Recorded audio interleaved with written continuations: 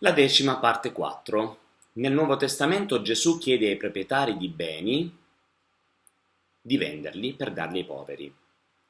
Questo pochi lo fanno perché si lavano la coscienza, in quanto almeno hanno dato la decima e si sentono a posto con Dio. Citano i predicatori Malachia per mettere un senso di colpa nei credenti, senza sapere o ignorando volutamente che Malachia è un profeta della legge e che in quel momento il tempio in cui portare le decime vi era ancora e che Cristo non era ancora arrivato. Quindi la decima diventa un deterrente oggi alla vendita dei beni che si hanno in più e diventa invece un motivo di vanto per chi osserva la decima. Ma ricordiamoci quello che ha detto Cristo Gesù nel Vangelo di Luca al capitolo 18, versetto 11. Il fariseo, stando in piedi, pregava così dentro di sé: «O Dio, ti ringrazio che io non sono come quegli altri uomini, ladri, ingiusti, adulteri, neppure come questo pubblicano. Perché? Perché io digiuno 2 volte alla settimana, pago la decima su tutto quello che possiedo». Ecco quello che produce il dare la decima ogni volta: il giudizio verso chi non lo fa.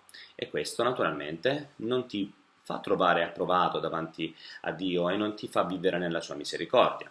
Ultima cosa: quando Gesù parla della menta, della ruta, del comino, che sono spezie aromatiche, e a me non pare che si portino spezie aromatiche oggi nei luoghi di culto, ma buste bianche con cognomi e cifre, sta parlando di osservare anche la decima, senza tralasciare la misericordia e la giustizia. Ma a chi sta parlando di non tralasciare la decima?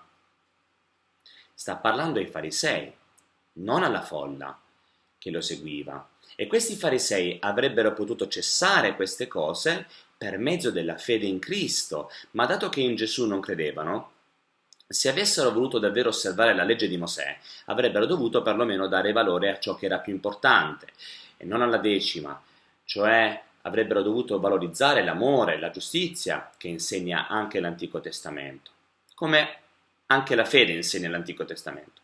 Oggi invece i predicatori che ingannano la Chiesa con la decima, addirittura non ti salutano più se non la versi. C'è chi non permette che si prenda addirittura la cena del Signore se non la si osserva. Rischi di essere ritenuto un pagano o un ladro, uno sviato, un ribelle o un carnale se sostieni ciò che sto insegnando io ora in questo video, in questi video, fino ad essere espulso dalla congregazione, dalla tua chiesa di appartenenza, dalla tua assemblea.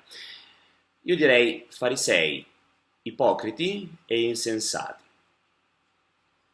Non basta una cortina squarciata, non bastano le tribù disperse per il mondo per dimostrare che la legge non poteva essere mantenuta, non basta un accumulo di pietre del tempio provocate dall'impero romano, cioè Tito, per dimostrare che la legge è cessata, non basta Cristo ad aver adempiuto ogni cosa che vogliamo tornare sotto la legge?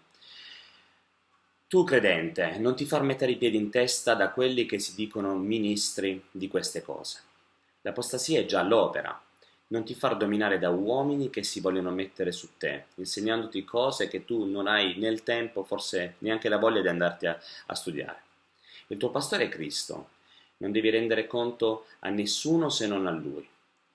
Caccia via lo spirito religioso e di torpore dal tuo cuore. Reagisci e porta risveglio dove sei.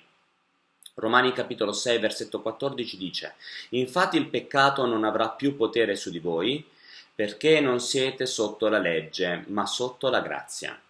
Ora io mi chiedo, se il falso insegnamento di dare la decima nel Nuovo Testamento ha contagiato tantissime chiese, quante altre chiese, quante altre cose come questa non sono sotto la volontà della Scrittura e dello Spirito di Dio e continuano a contagiare le chiese?